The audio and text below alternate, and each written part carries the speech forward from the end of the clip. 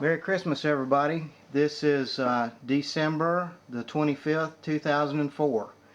I'm just interviewing my dad. I just wanted to do this for our future family get-togethers and so forth. I'm just going to ask Dad a few questions, and I know the answer to a lot of these questions, but you folks don't, and this will be a way to sort of find out a little bit about him. Maybe he'll find out something about himself, and maybe we'll find out some things we don't know. Dad, can you tell us your full name? James Elwood Reynolds, And where were you born, Dad? uh, Christian County. To whom? Albert Reynolds and Ora J. Gilkey. And where did you grow up? St. Charles. You have any brothers or sisters? I have got 2 brothers and 3 sisters, did have. And are you the only one left alive? Yep. What was it like being a kid during the Depression? Rough. Well, tell me what rough means. Well, you didn't have nothing to eat, didn't have no clothes, and you slept any way you could. What'd you do for fun? Worked. That don't sound like much fun. So is that what you're saying? You didn't have much fun as a kid? No, we hunted and fished and all that for meat, for something to eat. Tell me about your brothers and sisters. Well, there's 3 of us. One brother and sister was light-headed, blue-eyed, and the 2 twins was black-headed and dark-eyed, and so was my oldest brother. What do you remember most about your brothers and sisters? Well, they was all my brothers and sisters. What do you remember being your worst memory about being a kid? Well, I didn't have no worse memories. Tell me about your best memory as a kid. Well, when they'd take me fishing with them, the bigger Brothers and sisters? the bigger men. And who are the bigger men you're talking about? Well, I was talking about Ed and Bill and Addie Marsh. And Ed was a brother and Bill was a brother. Yeah, Addie Marsh runs a store in St. Charles. Okay. All right. And I noticed you got one crooked arm, Dad. What happened to your arm? Football. Playing And football at school. When about 9 years old, 8 or 9 years old. and why didn't they fix it? Well, they fixed it good as they could. So they fixed it, but it never did heal right, or they fixed it and that's the best it No, got fixed? They just turned it wrong. They turned it half around. I see. Okay. Well, now tell us what your occupation was. Coal miner and farmer. Coal miner and farmer. Yeah, How long were you a coal miner? about 40 something years. Why did you go into the coal mines? Huh? Why did you go into the coal mines? That's all there was to work at. Well, I worked at odd jobs till I got old enough, till I got 18. I raised a family. You raised a family? Yeah. What happened to your dad? He died of stroke when I was 4 years old. Well, why didn't Bill or Ed raise the family? They did. We lived with them most till during there till I guess I was about 13 or 14 maybe. Whenever we moved out ourselves, me and Ma and Polly. Now, you said you went into the mines and you worked there for 40-something years. What were some of your jobs in the coal mines? Well, I started loading coal with a shovel in a mule mines. But after it got mechanized, well, I worked on everything in there. Well, tell me about some of your jobs in there. Well, I run loader, drove shuttle car, pinned, roof up, drilled, run scoop, run supply motor, shot. I done everything in there. Splied. And I understand that you used to load coal cars by hand Yeah, with your brother Bill. yeah. Now, didn't you tell me at one time that Bill was right-handed and he made you learn how to load coal left-handed? All right. Was that pretty hard with your broken arm? Well, straighten my arm out. I mean, straighten it out where I could use it. Yeah. Yeah. But Yeah, it was rough. how many coal cars could you load in a day? Well, we have loaded 29, but we never could load 30. Usually it's about 22 to 26 3-ton cars. So that's a lot of coal. Oh, sure it is. So what'd you feel like doing when you got done with a day's work? Resting. That's what I thought. Now, I understand you had a lot of nicknames in the mines, and I won't ask you some of them, but some of them I will. One of them was Skinny. Why'd they call you Skinny? Because I was. Because I was skinny. Well, how big was you? Well, I weighed 97 pounds when I went to work in the mines, 18, or barely 18. And I wore 29-33 pants. So I guess that's why they call you Skinny. Yeah, I got that in the grade school. And I also understand they called you Goodwood. Yeah. Why was that? Well, everybody liked me. Because I helped a lot of the greenhorns out, the green caps, you know, that hadn't been in the mines before. Yeah. I'd show them a lot of things that, well, kept them getting their brains knocked out. The mines was a dangerous place to work, wasn't it? Oh, yeah. Did you ever see anybody killed in the mines? Oh, yeah. Well, tell me a story involving some dangerous or tragic incidents in the mines. Well, I was in 3 different squeezes where the top was coming in to the bottom. The pillars was going in the ground, the top's coming down. Yeah, I was in 3 different ones. Last one I was in, I went in that morning, I come out the next morning, I was crawling. Going back in that wood squeeze and getting the stuff out. Belt framing. Lay belt framing over on the belt and crank up the header and pull the frame up, throw it off. I'd do it, throw it off, pull it up to the next chair. Then we cut the belt and pull the belt out with a header. Now, I understand there's different grades of coal and different heights of coal. What was the grade of coal that you worked in most of the time? Or is that an intelligent question? Yeah, I guess I worked in 9 longer than the other. It was about 4.5 foot. 4.5 foot coal? Yeah. Now, what's the different grades of coal? You got 9 and 6 6 and and 11. stoker coal? Oh, the grade? Yeah. Well, there's several different grades. I worked on Temple about 3 years. There's 6 by 28. There's lump, carbon. Yeah. That's about all the grades I remember. But there were 6 or 7 tracks there, and a load of different coal on different tracks. And for those that are not familiar, what is a tipple? That's where the coal comes into and it's washed and separated out into grades. And then put in the railroad cars. okay. And I know there's a bituminous coal and is it anthracite? There's no anthracite in this country. That's in other countries. What's It's the? bituminous around here. It's bituminous coal. Yeah. Does that mean it's softer, or what is the differentiation there?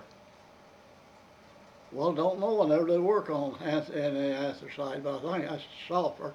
Softer coal. Yeah. Okay. What's the lowest coal you ever worked in? Well, the lowest I worked in some was 28 inches. 28 inches. But most of the time in that six, it was about 36 or 38 inches high. And sometimes you stand shovel up straight. That And would be 42 inches, how many hours a day did you work in there? 8 hours. 8 hours a day. Well, we got traveling time after you went union. So tell us a little bit about the company store. What was the setup on a company store? Well, up our boon, you get 50 cents a day in flickers. A flicker. Is that a token to spend in the company Yeah. store? Yeah, spend it there at the company store. And what was a flicker worth if you equated that into money for the day? I don't know. We never did. West Kentucky had $10 books, with cupids in them, and you could buy them books. It wasn't, it wasn't in metal or anything. It was just a book with cupids in them, and a lot of them fellows would get a $10 book, go down there at Maloney's and sell it to him for $7 a half, and he got rich at that. So I guess the idea behind the company store and flickers was not to let you spend your money anywhere else. Is that right? Well, that's all. Well, if you had any money, you could spend it anywhere you wanted to. But you didn't have no money. Because they gave you tokens instead. Well, yeah. Okay. All right. But West Kentucky, they forced you to trade the company store. They'd send you a radio if you got a little ahead when you didn't even have no power. You had coal oil. So a lot of stuff they did didn't make any sense, Well, it made sense for them. but it didn't for the worker. No. Okay. All right. And I remember you taking me down to the coal mines one time and showing me what it looked like, and you told me you didn't ever want to see me work in the coal mines. Why was that? Well, I didn't want you in there where I was, 'cause I knew what it was like. I said if you mentioned it anymore, I'd hit you between the eyes, and I never hit you. Yeah, I remember that. Can you tell me a funny story about the mines, Dad? Something funny that happened in there? Oh, well, about all of them funny. Well, just tell me one that you remember. Well, there's 6 of us down in old work getting out equipment that had been left in there. It come a fall and had us blocked. Couldn't get out at quitting time up to the main part where everybody else was.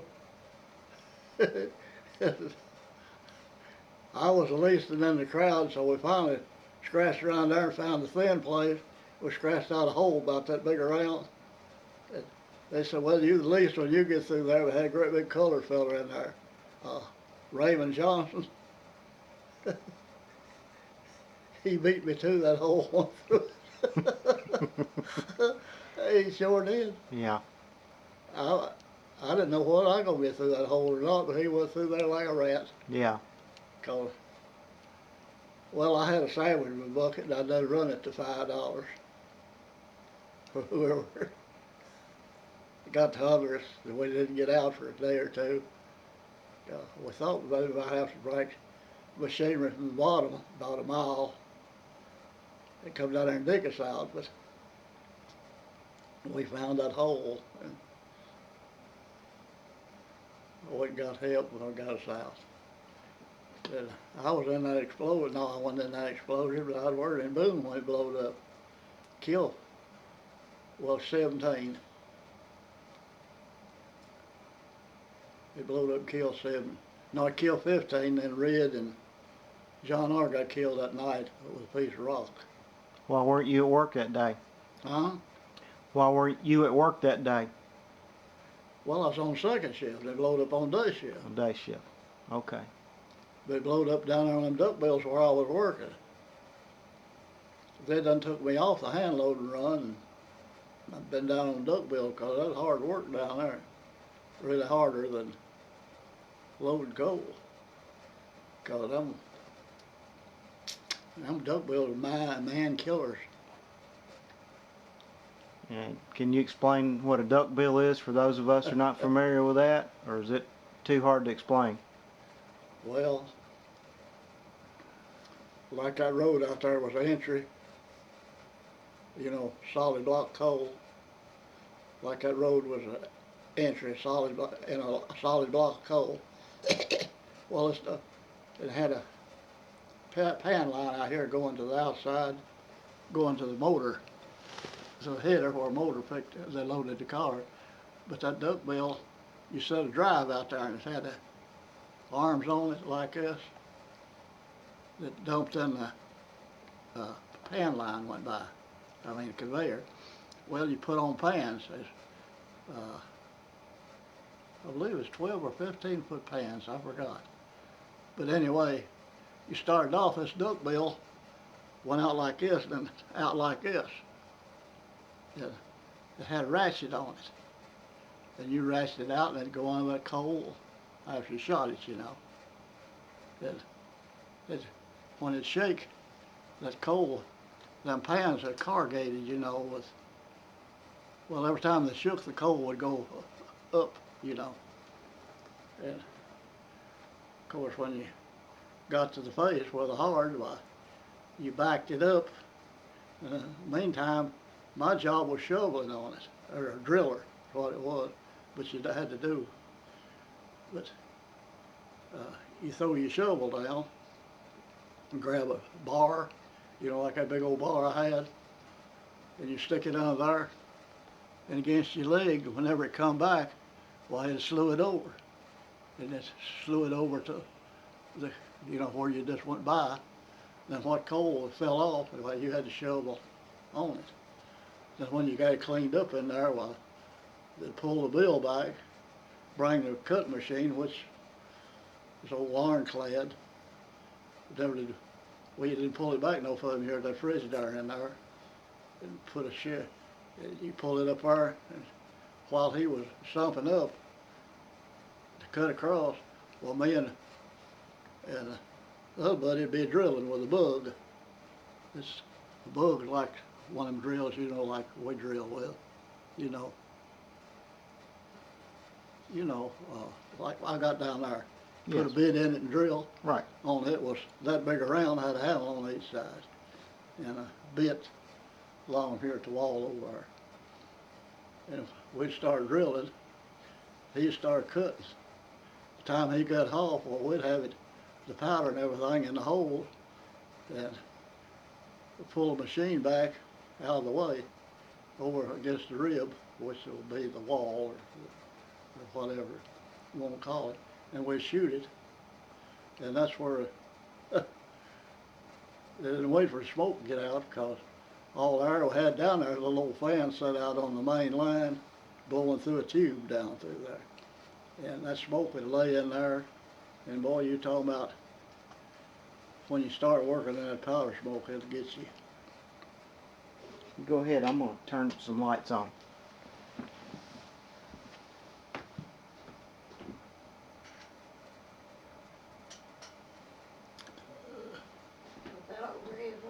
Yeah.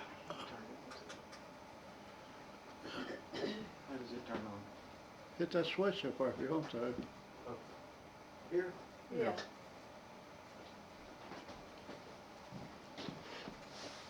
Yeah, them duckbills was man killers. You had to be tough to work on. What else did you do to make a living? You said you worked on a farm? Yeah, worked on. The last 30 years I was on the farm. And normally what would a day's work be? What time would you go to work in the mines? What'd you say? What time did you usually go to work in the mines? Well, Betty get up 4:30, was on day shift, and I'd leave home. I guess about 5:30 wasn't it, Betty? Yeah, about 5:30. I leave home about 5:30. Get back about 4:30 that evening. And work on the farm? Yeah, and yeah. Of course, couldn't do much in the wintertime on feed, hogs, and cows, and everything. What kind of crops did you have? Well, we raised corn, soybeans, tobacco, hay. Did you rather work on the farm or did you rather work in the mines? Well, I like farming as long as I was working in the mines, but after I got out of the mines, I didn't like to farm, so I sold it. And another thing, I got saved, and I wasn't gonna raise no tobacco after I got saved. First 2 years, I rented it out. Well, I rented it out before, but after I got saved, I didn't want to fool with it anymore, so I quit. You don't preach against tobacco and then raise it. I understand. Let's move on to a different focus. Who did you marry?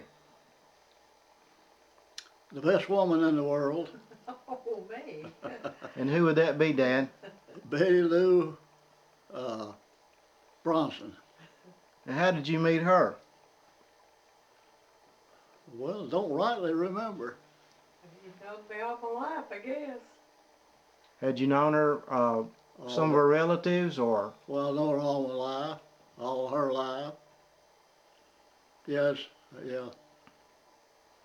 And you chased her till she caught you?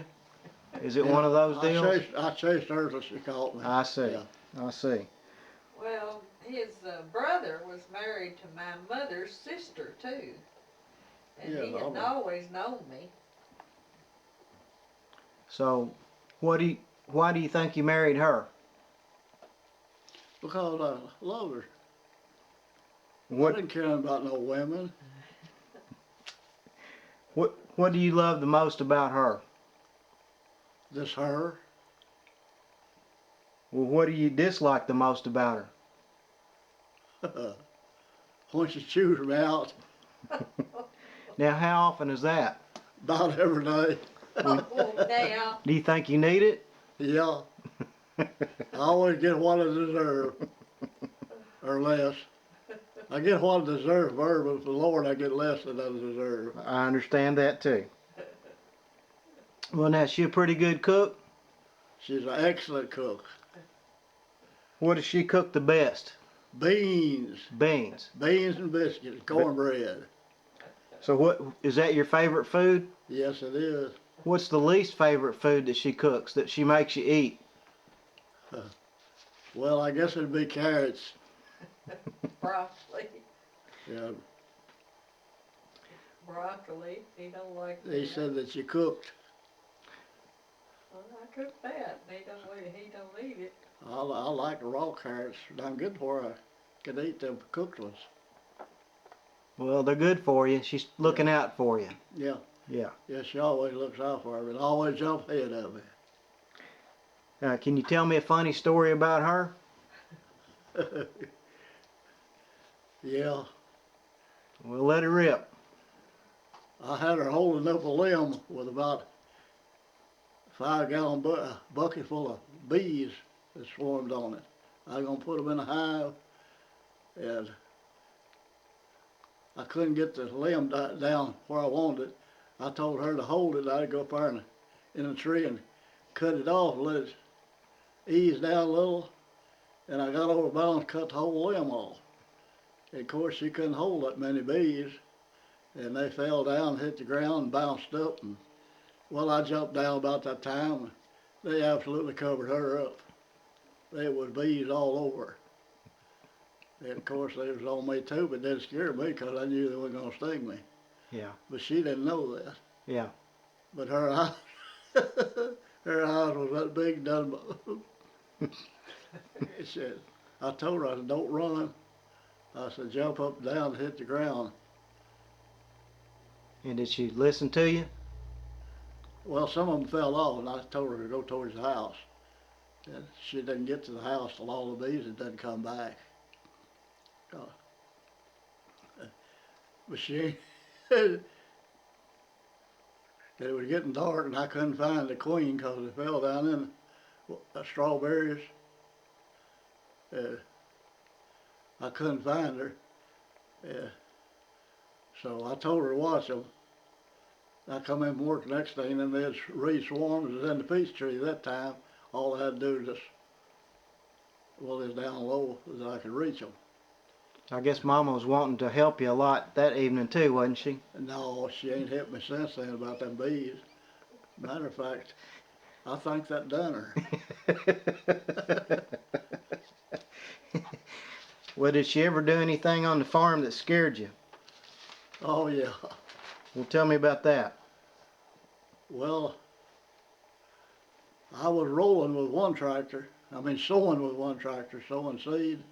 About, I guess, it's 16 acres that field.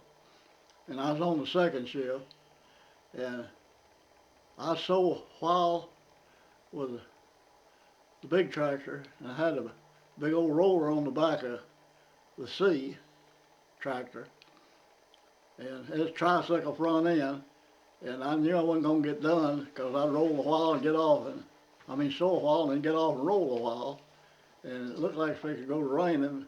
Now I wanted to get it sowed, so I went to the house and got her to come down there to drive at sea. She had never been on a tractor before or nothing, and them old C's, all you have to do is hit the cut brake, you know. It's got two brakes there. You turn the wheel, hit that brake, and it'll come right around. Right. But I didn't tell her to let up off of the brake. So she took off, and I got back on the other tractor, and she got down to the end. She got on that brake all right, but she stayed on it. That tractor going around, that old roller get up on the back wheel, and I thought, well, it's going to get her. And I threw that other tractor in high range, but it still wouldn't run fast enough, so I think I outrun the tractor. I don't remember now.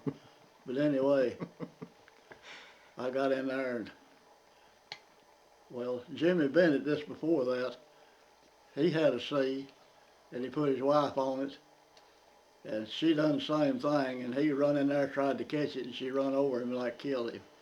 But I done better than that. I did get in there and get it stopped. But she went to the house, and it's sort of like the time that I parked it out there and you got on it and got it out of gear. Went off the hill. You remember that? Yeah, I do. I run it till I fell down flat on my face down there. I knowed you were gonna go through the fence or in the pond one, but you could just barely see over the stern wheel standing up. And them brakes, you had to lock them together. And they wasn't locked together, but I reckon you locked them together. Somebody did, because whenever you stopped the tractor, it stopped. It's like had both brakes on. Or you might have got your foot on both brakes, I don't know. But anyway, by the time I got up, you got the cow manure out of my eyes. You done got it stopped down there before it went through the fence. Well, God protects fools and little children. Well, you was a little kid. Well, I was safe on 2 counts. Now, are you talking about a tricycle front end on a tractor? Can you explain what that means and why is that more dangerous? Had two little wheels right about the center of the tractor. Two little wheels. Wide front end's got like a car. It got wheels. So it's got 4 wheels and all spread out. Yeah, the 4-wheel has, but the tricycle has got the 2 back wheels and the 2 little wheels up front, so it's right close together. So that makes it less stable. Make it turn easy. It's got 2 cutting brakes on it, like a dozer. On the right side, if you're going to turn to the right, you set your foot on the right and turn the wheel a little, it'll turn. It'll turn with a disc or whatever you got on it. Or if you want to go to the left, you set your foot on the left and cut the wheel to the left, it'll just fly right around there. You can't do that with a wide front end. Right. Okay. I just want to clarify that just a little bit for folks that might not know what that's like. And kids, you got any kids? What? Do you have any kids? Yeah, I got 2 boys and a girl. And what are their ages? Now? Yeah. Well, you're about 50. Yeah. And Rob about 40. Mindy's 43. Is that right, Betty? I believe Mindy's older than that, honey. Well, she might be 44, and Rob about 40, Rob about 40, ain't he? Rob's about 42. 62. He was born in 62. Well, where do they live? Well, Tinker lives in North Carolina, Hickory, North Carolina. Minnie lives at St. George, Utah. And Rob lives in Evansville, Indiana. And Tinker would be me. That's what Yeah. my dad calls me, by the way. When you're thinking about your kids, can you remember any of them that were hard to discipline or hard to raise? Well, you'd have to talk to your mom about that because she raised you more than I did. Well, just tell me what you remember, though. What did Mom say? Who was the hardest to do anything with? Or... Rob was the hardest. Rob was a hard-headed. And he still is. You're stubborn. Stubborn, yeah, stubborn. What were there any surprises in their career choices? What's that? Were you surprised by their choice in careers? Oh, no, not really. Anything but coal mining or something like that. But it'd been a whole lot better if you got a job around and close to home. Can you tell me a little bit about each one of the kids? Some good stuff about them, some stuff you'd like to improve on? Well, Tinker is faithful about calling us and letting us know about things. He comes home more than any rest of them. Mindy lives far away that it's so busy that she ain't got time to call very much. She's got 8 kids. And Rob, he's busy. He's a doctor and works at St. Mary's in the emergency room. And he's married and got 3 girls. And this Christmas he snowed in, they couldn't get out.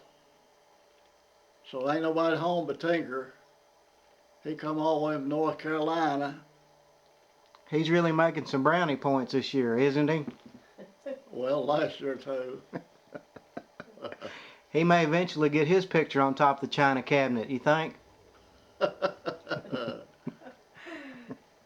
mama's gonna get him kick his butt in a minute. When you were sitting around in the coal mines talking to your buddies, did you ever think you'd have a son that would turn out to be a nurse? No. But Well, after you got started, I knew you would. Well, I just wondered what you thought about that. Well, I think it's a good deal. Was you ever worried about any of your kids that they might not turn out so good? No, I wasn't worried about it. You wasn't even worried about me? Well, I figured you'd do the right thing, come home one of these days. Well, I appreciate your support and your faith in me. How many grandkids do you have? 13 and a great grandkid. Great grandkid. Do you think it's harder to raise kids now than it was when you and Mom had to raise kids? Yeah, Why do you think so? cause it's more dope and they're just meaner than they was back then.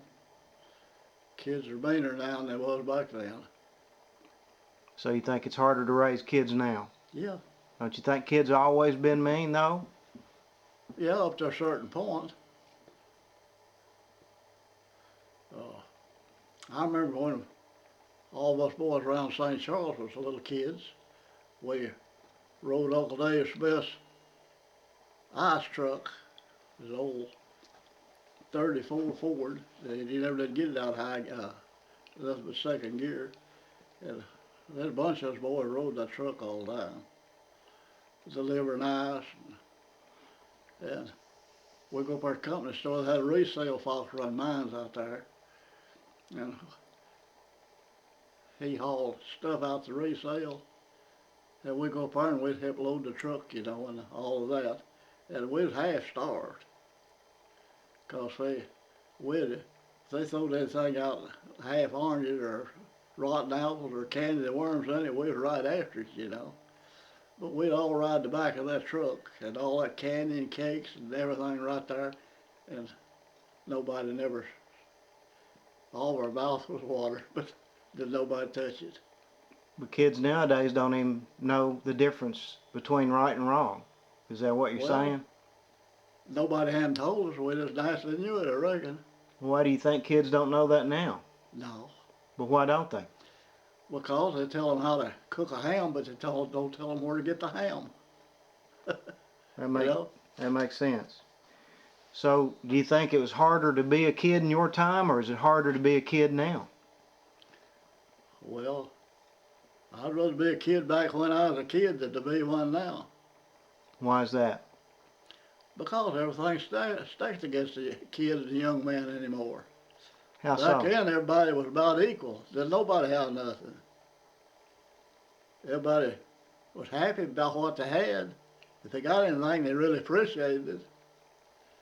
If you got an apple and orange for Christmas, you didn't want to eat them because you know when you eat them, you wouldn't have them anymore.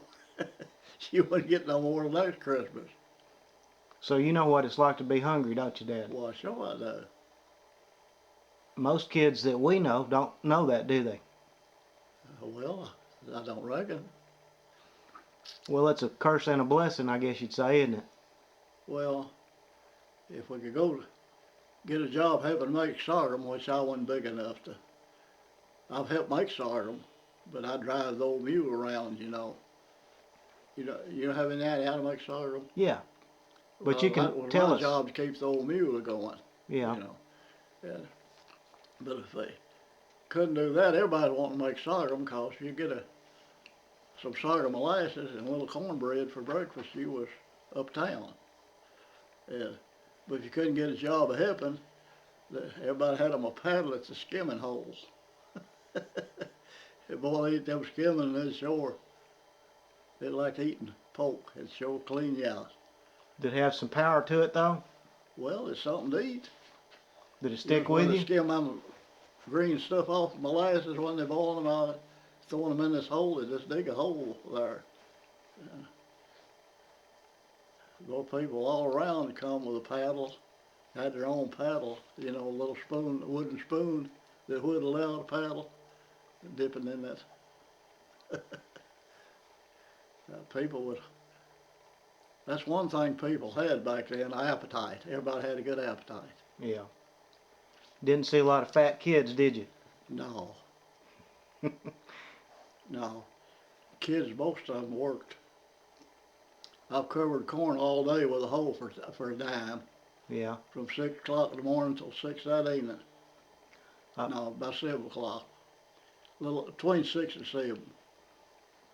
They planted corn back then, and they laid off both ways, 4 foot both ways, and they dropped 2 grains of corn in the check, and I was right behind whoever was dropping with a hoe.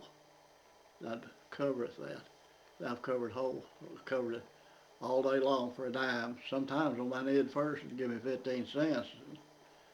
You could buy a whole lot of stuff for 15 cents. You buy a dime's worth of bacon, you get a slab about 6 inches wide and about 10 inches long for a dime. yeah.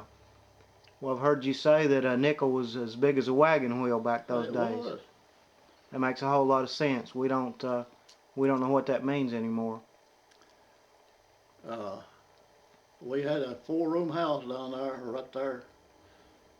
As you go turn up to the post office, the house ain't there anymore. But it's a pretty good little 4-room house for $2 a month.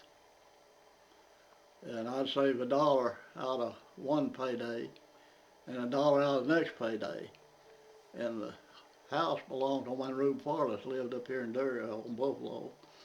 And he'd come town to the end of the month. And I'd give him that $2, and he'd have a tow sack under his arm. He'd come back by the house, he just barely could get a hold of that tow sack. He'd bought $2 worth of stuff and carrying it home, and that tow sack was almost full. What year was that, Dad? 1940, 40? 40 to 41. Boom blowed up in 41.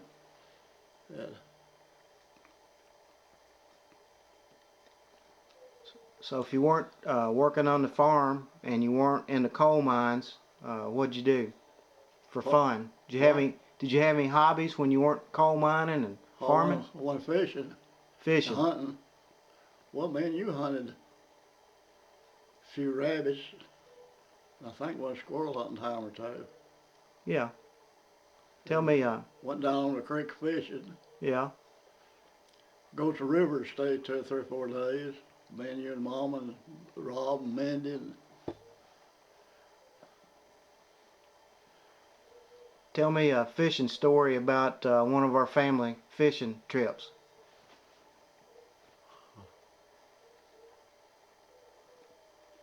well, there's so many fishing trips, I don't know when to start off. But uh, one I remember most is when we was fixing to, had everything loaded up the boat and everything in the truck, and we had some cats. There's a one old cat that always laid under the truck, but whenever the motor started, she'd run out. But we had everything loaded up and got in the truck, and the battery was down. And I told you, go get the tractor, give me a pull, and when I got to Dawson, I'd buy a new battery. Well, you went and got the tractor, and when you pulled the truck, why, you pulled it over that old cat, because it didn't no motor start. Killed her. We didn't know it. She put the tractor up. We left one fishing, stayed about 4 days, come back, and she had 5 kittens under the floor. And boy, they was having a fit.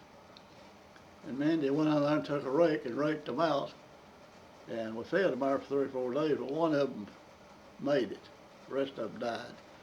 But this is one they call Tiger. Right. And he thought he was a dog. Wasn't they part wildcat? Huh? Weren't they some of the ones that were part wildcat? Well, Tiger looked like he was part wildcat. Now, we had some wood cats up there about twice as big as, or 3 times big as that. We had some Mannix cats, you know, bobtail. Yeah. And some of them got so smart they I had to shoot them. 2 different ones, they, all of them catch birds. Right. But these Mannix cats, they would watch a bird whenever they'd slip just like the other cat, but they wouldn't get nothing like it close. And they'd make one bounce. Of course, that bird would fly, but they'd jump almost high as that door and catch him in the air, and they didn't miss them. And when they got that smart, that's when I put a rifle bullet on them. Yeah. The last one I shot was up that elm tree out there after a bird, and I thought I missed him. 2 or 3 days later, I found him dead out there in the shot. I didn't hit him in the head, I hit him way down in his guts. And he was a pretty cat. There's ones here, I guess it's some of the strain we brought down here. It's a calico, bobtail. He comes out here in the yard, gets on the porch every once in a while. But he's pretty dumb, so he's safe, isn't he? Well, see, we brought him down here, and them kids took him in the house over there, and they just took our cats. Cause we had about 9, I brought 3 with me, cause there's a lot of mice and rats here. But them kids over there, they take everything in the house. So they still got they got them and the strain, and that's where that calico cat come from. Cause now I believe that cat's got a little tail, ain't he, Betty? No, it's a bobtail. It's one Yeah, bobtail. I know it's bobtail, but I don't think it's. I believe he got a little stub. Well, you said you like to hunt as well. Yeah. Tell me a story about hunting. Squirrel hunting, rabbit hunting, whatever. Well, I never would kill but 6 squirrels. I'd quit. I've killed 6 squirrels several times. And leave one up in the tree and he'd come along. How many you got? I got 6. How many you got? I ain't got but 4. Well, I will see if I kill another one before get there. I said, well, yonder's one laying up yonder, boy, he would bust him out. he, I believe he'd kill 20 if he could. Yeah. Now Ed was he was your older brother, Yeah, middle brother. older, but He was the oldest brother? yeah. I thought Bill was older than Ed. No, Okay. he is the oldest. Okay. No, Ed was dangerous to hunt with. Yeah, I remember I got shot by him a couple times. No, I felt a wind from shot a lot of times. Yeah. I know when I was a kid, him Pud and Stewart used to take me hunting with them. And they had pointers, Yeah. wasn't getting the bars. Yeah. And they'd take me with them, and my job was to watch when the dogs pointed and they come up. When they got through shooting, I was supposed to watch, see where the signals went, you know. Right. And it's up far back of where Rabbit lives. They had some birds scattered down there in the briar thicket and the honeysuckle patch. Them dogs wouldn't get in there, and it was my job to get in there and stomp them out, you know. Yeah. And Puddin' hunted with old 97 model pump gun. It's like that. When you pumped it, the hammer would stay back. Yeah. A lot of times it'd go off. They're bad about going off. And dog pointed, and I got in there, and honeysuckle and briars was up to here on me. Of course, I might have been, that's before I broke my arm. But anyway, I was off in there, and I stomped that bird, and he come out, and he didn't get no higher than that light up there. Puddin' killed him. And I happened to be looking at Puddin' whenever the bird come up. And I knew that gun went off. And I said, it scared me. And I said, you let that gun go off. He said, no. I said, I know what I was doing. And Doss Smith, you remember Doss, lived up there. Yeah. Well, Doss died. And I was standing out there, bandaged, out there in the hall. Puddin' come out back there. And he seen me. And he said, me and Doss was same age all but one day. I forgot whether he said Doss was one day older or he was one day older. But he said me and Doss was the same age like in that one day. And said, I want to tell you something. Said, you remember when you was a little kid? And I said, yeah. And said, I shot that bird down there behind Clay Naze's. And I said, yeah. He said, I won't tell you. He said, my gun did go off. After all them years, he admitted that gun went off. Because I reckon Doss reminded him he's going to be that way for long. Yeah. He's settling up the deal. Settling, making But things right. I knew he let that gun go off because I was looking right at him. Yeah. Well, what was it like fishing with Uncle Ed? Well, you better not catch him when he did. If he did, make him mad.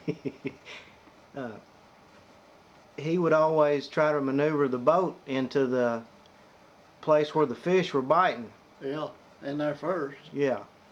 And he'd get his end up there and me in Denver, hold it. He'd catch 3 or 4, now son, you can pull it around. Yeah. Then we'd pull it around and anchor up. Me and Denver made it up one day that I gonna run the motor and I gonna back it in there. Denver gonna do like Ed did, he gonna catch the fish and then I was gonna turn the boat around so we'd all fish. And the time I got the boat turned around, Ed was done mad. Laid his pole in the middle of the boat, put his cigarette in his mouth, and he just sat there, swelled up like a big tow truck.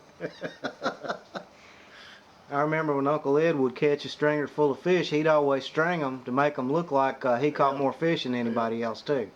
I remember something else too. He had a new car, and I know a little boy that we sat out there all day without anything to eat. We got back, he ate about 5 or 6 of the 7-up bars. He puked all in Ed's car.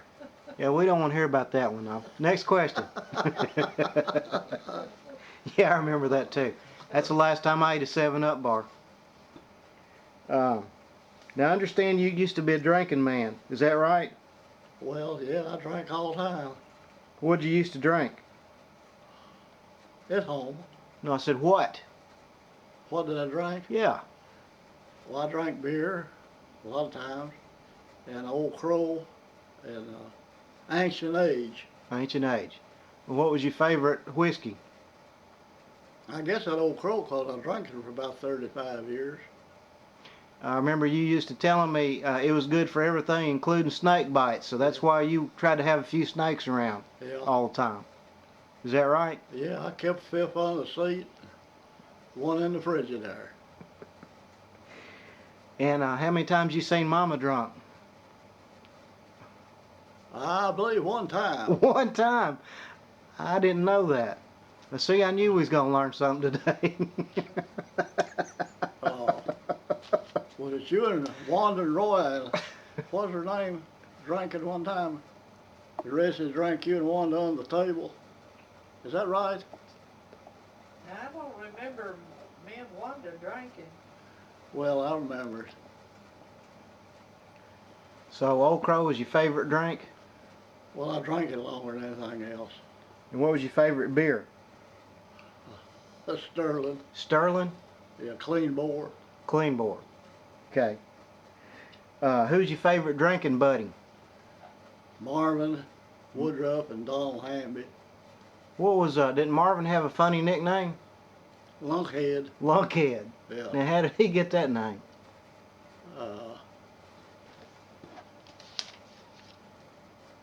Cause he's always goofing up, I guess. I know. You remember? No, that wasn't you. That was Rob. Would that bring a story to mind? Huh? Did that remind you of a story? Well, he got. Oh, Marvin never did like to fish. He'd go, but he wouldn't fish by the time. But it was Rob with us, me and Donald and Rob and Hamby. No, Marvin and Hamby. But anyway, they wasn't biting over at Ginger Bay, so we come back to Linton. And me and Rob and Tinker, Donald, went down there and fished the rest of the evening. Marvin stayed up our truck. And he tanked up on that beer. And coming home, he wanted to stop. They were little whipsticks. Hamby got tired of stopping, so he wouldn't stop. Marvin got mad. He wouldn't hardly speak to Hamby for a long time. So Hamby finally stopped.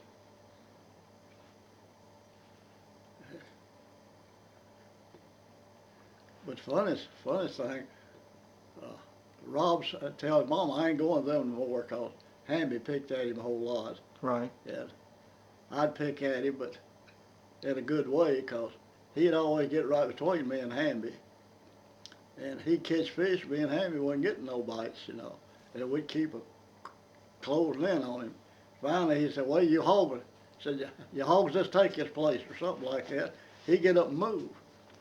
And he'd catch fish, and me and Hamby'd get up there again, you know, and aggravate him that way. Yeah, he's the sloppiest fisherman I ever seen, but he always catches fish. Rob was? Yeah. But we're down there on the lake. I don't remember where it was. But anyway, that morning we was fishing off the bank. Now gulls flying around, and Hamby is picking at Rob. He'd get a little water, you know, and wet his hand, put on Rob's head. That gull puked on you. Rob, he'd run his hand through there, you know. Yeah, I wish you'd let me alone. And finally, one of them gulls dumped on him. And Hammy said, I told you. Rob said, I wish you'd quit that. He got his hand full of that stuff. Yeah. I ain't never seen such a look on a kid's face. Yeah. That gull did dump on him. Yeah, Rob didn't take kidding too well, did he? No. Rob's always real serious, wasn't he? Yeah. But he was a good fisherman. The sloppiest fisherman I ever seen, but he catches fish. Well, that's what matters. Now, do you remember any other fishing stories involving Mindy or?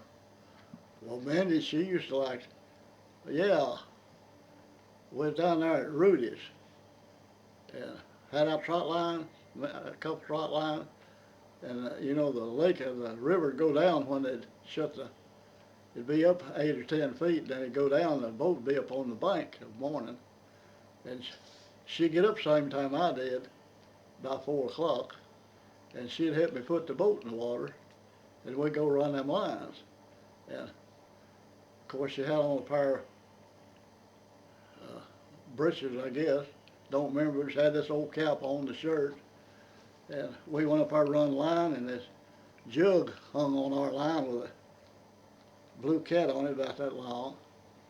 And so I laid the jug and boat over in the boat. If I'd been by myself, or I'd have kept it. But being one of the kids is along, I couldn't keep it. So I told Mindy, I said, there'll be somebody up through here directly with looking for these jugs, cause it was, they had orange paint looking on them. And sure enough, went along before we got both lines run. Why, here come this boat up through there. They're picking up them other jugs because we could see some of them pass. There was fish on them. But anyway, they went over there where our line was tied on the other side, and they pulled in there to pick up a jug, and we pulled in there. And Mindy said, "Here's your jug and fish." There's 2 guys in the boat, and boy, I mean, they had a gang of fish. One of them run the motor, and the other picking up the jug. And this guy said, "Son," said, "I thank you." Said, "I'm lucky to get the jug back, let alone the fish too." Said, "I'll tell you what I'll do," said, "I'm gonna give you that fish." And so he took it off and wound his jug up and threw the fish back over in our boat. This guy sat back there running the motor. Said, "Don't give that boy that fish." Said, "I've got $15 worth of minnows in this deal." Said, "That's our fish." So I told Mindy, I said, "Put the both fish back over there." So she picked it up. I guess it weighed about 5 or 6 pounds. Throwed it back over there, and both of these guys thought she was a boy. And I had to tell them finally that was a girl. But I tell you what, if I'd been by myself, they'd never got that fish. I took that fish off and threw the jug back in. Yeah. Well, Mindy didn't care that they thought that she was a boy, did she? Oh no, but that's sort of like I got your head peeled. Yeah. It kind of rubbed me raw, her thinking that she was a boy all the time, just like it did when they thought that she was a girl. Well, tell us that story. Where were we? With the beer joint. Was that Mush's? Yeah, That was your favorite beer joint, wasn't it? yeah. And how come I was with you? Because I had to take care of you while Ma and Betty washed out in the wash house on the old wringer machine. So you used to take me to the beer joint with you? Yeah. You was a little, I guess you're about a year old, I guess, or hardly. Yeah. What kind of beer did I like? You didn't like any. You didn't drink any. It's too little. But anyway, everybody thought you was a pretty little kid, and everybody wanted to hold you. Yeah. I don't know who it was, but they didn't know what they was talking about. They was holding you, and so I said, "This is the first little girl we ever seen." They said, "Look at that red hair and how curly it is." Well, I said, "I'm going to do something about that." So I took you right on up across and got Dick Adam to give you a burr. Was that my first haircut? Haircut. You was asleep to come in. I took you in there and put you in the crib. Yeah. And Betty and Ma went in there. After a while, they come out of there screaming like a Comanche. I think I went to work early. And did you stop at Mush's on the way back? Was you scared to go home? No, it's time they go home and go to work anyway. By the time I got your head peeled, you looked a whole lot better than me. And I look like a boy? Yeah. Yeah. Well, this is about... Yeah, you did. You had long curly hair, red. I mean, really red. Wasn't it, Mama? Yeah, it was curly too. Yeah. Yeah, that's a funny story. That was I remember that one. I don't remember being there, but I remember you talking about it. And I remember you talking about Mush's being one of your favorite beer joints down at Mannington. Yeah. It's still there. I don't know if it's still open. I think it's a church now. It's a church. I believe it is. Well, I believe somebody told me that it No, makes. it ain't that one. Huh? No, Mush's is still a beer joint. It is. Yes. Well, There's Okay. one up on the hill somewhere, I think, that, Well, I know where that church is up on the hill. That's where Uvena goes. Well, this tape's about to run out, Dad, so let me take a break. I'm gonna put a new tape in, all right? Well, interview Mama. That's enough for me.